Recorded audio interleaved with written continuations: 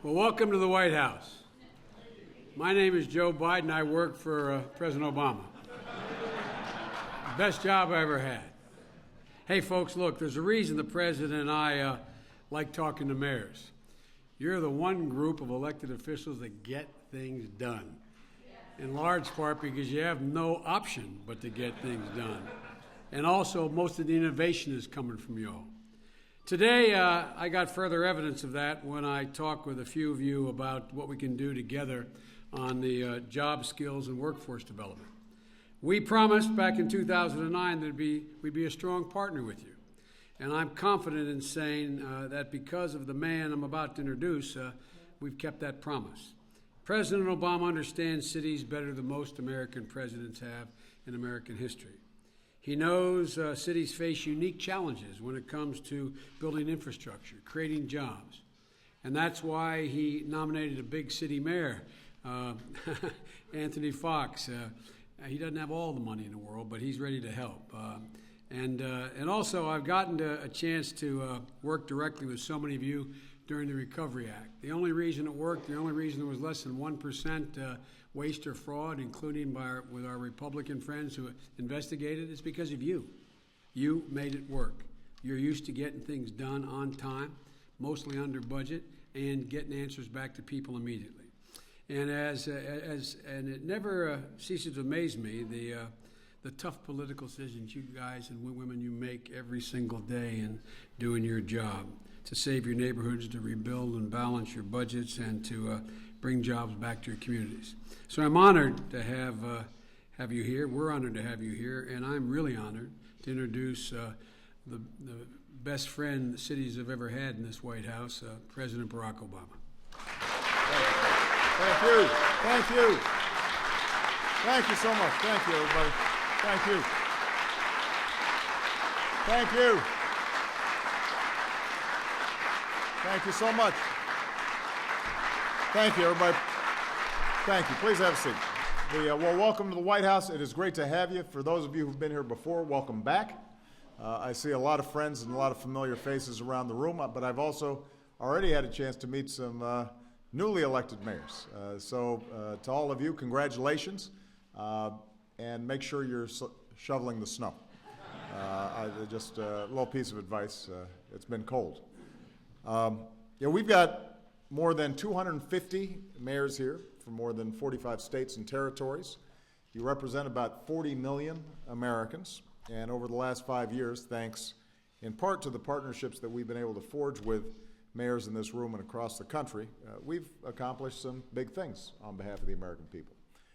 But you know as well as anybody that while our economy is growing stronger and we are optimistic about growth this year and in subsequent years, we've got a lot more work to do to make sure that everybody has a chance to get ahead. If they're willing to work hard and take responsibility, they've got to be able to participate in that growth. And every day, mayors are proving that you don't have to wait for the gridlock to clear in Congress in order to make things happen. Mayor Greg Stanton in Phoenix and Mayor Ralph Becker in Salt Lake City have ended chronic homelessness among veterans.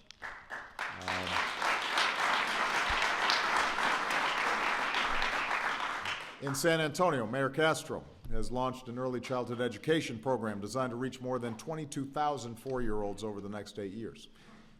In Fresno, Mayor Ashley Swearingen is spearheading projects to develop her city's downtown, including a high-speed rail station that's going to help attract jobs and businesses to the Central Valley. In Philadelphia, Mayor Nutter is helping young people reach higher during their summers by working with partners across the city to create thousands of summer jobs. In Tampa, Mayor Bob Buckhorn has gone, in his words, all in, helping his constituents get covered with quality, affordable health insurance.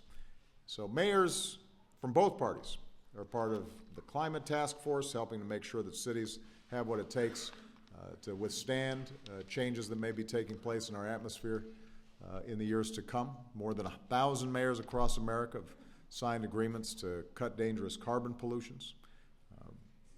I want to work with Congress whenever and wherever I can, but the one thing I'm emphasizing to all my cabinet members is we're not going to wait. Where Congress is debating things and hasn't been able to pull the trigger on stuff, my administration is going to move forward, and we're going to do it in partnership with all of you. I've got a pen and I've got a phone, and that's all I need, because with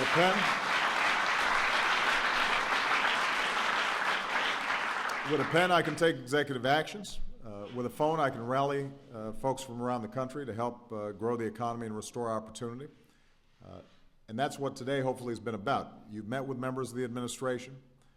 You've gotten to know each other, but also hopefully they've given you some insight into where we see the most promising programs, things that are working, best practices, and we want to cooperate and coordinate with you as effectively as we can to make sure that whatever works is getting out there and hitting the streets and actually having an impact on people's lives. And frankly, there are a lot of things that folks in this town could learn from all of you. And I want to close by personally saying how much it means to me to have you here today. As Joe mentioned, I know a little something about cities. I got my professional career started as somebody working in some of the toughest neighborhoods in Chicago.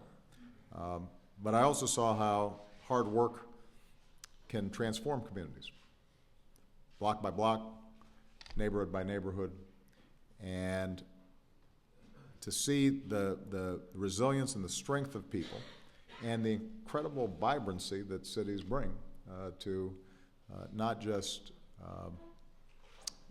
those who live within the boundaries of cities, but to entire regions.